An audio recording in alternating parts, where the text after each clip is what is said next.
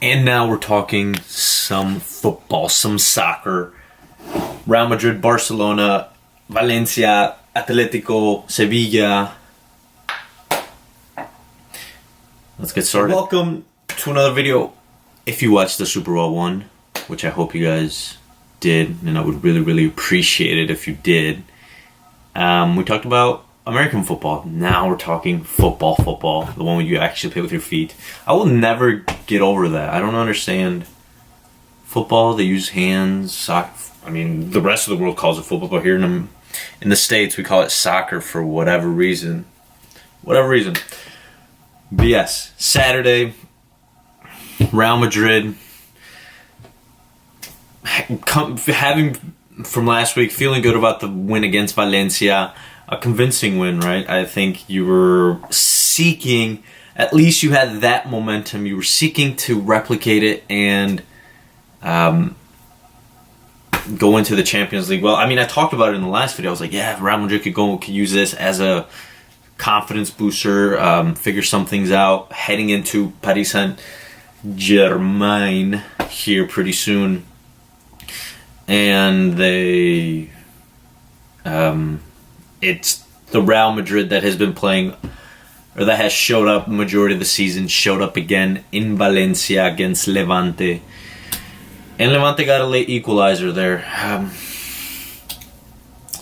Yeah, I don't know. I think Real Madrid had it, but just a little. I think it goes back to Varane. He gets caught in no man's land. I don't know if I've said this, or I might have said this, but a lot of the goals that are his fault, he's in no man's land. He's either indecisive to go with the guy with the ball, or stay with his mark, or he's just caught in no man's land.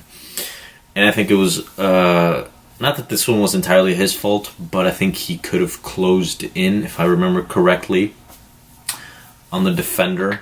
But I think he was worried about the guy. I think he was behind him.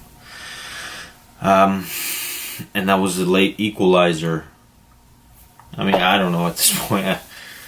Obviously, this is beating a dead horse. I've been saying La Liga is over, but had Real Madrid won that, Barcelona ended up tying 1-1 in a rainy match against Espanyol, I believe.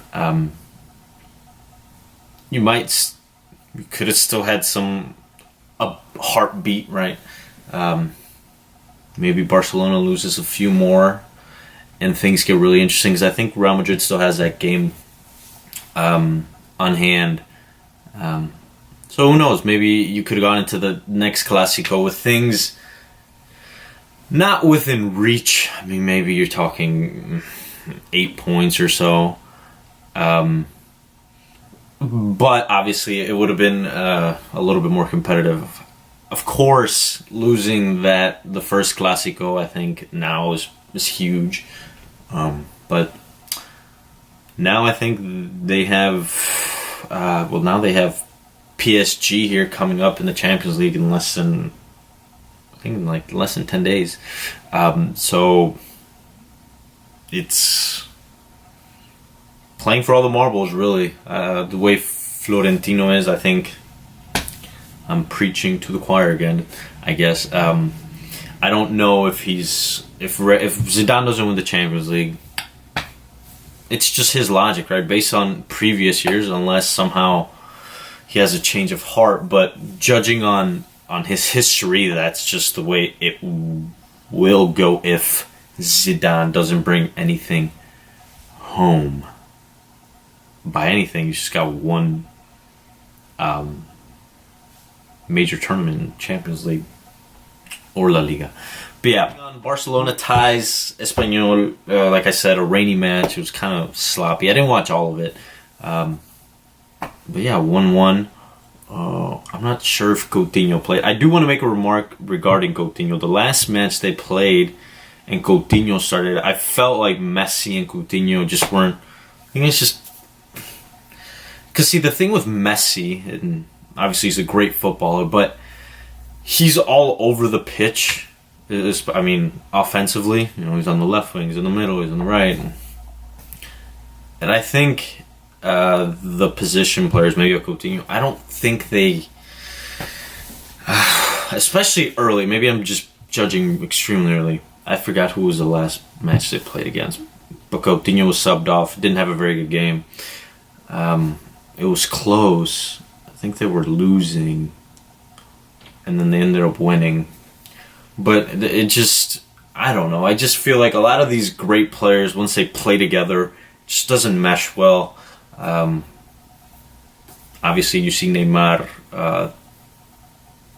Maybe he's doing what Messi was doing at Barcelona. He's doing that at PSG, right?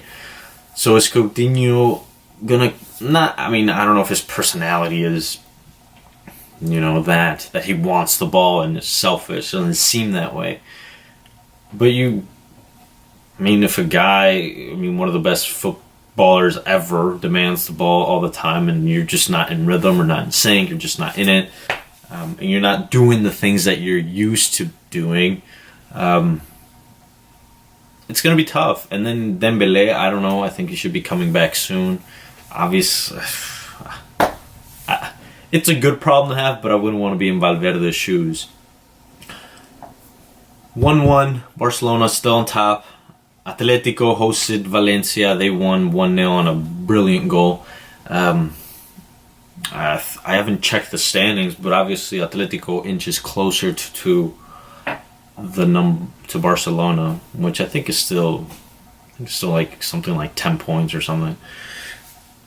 Valencia loses, so Real Madrid is at the heels of Valencia.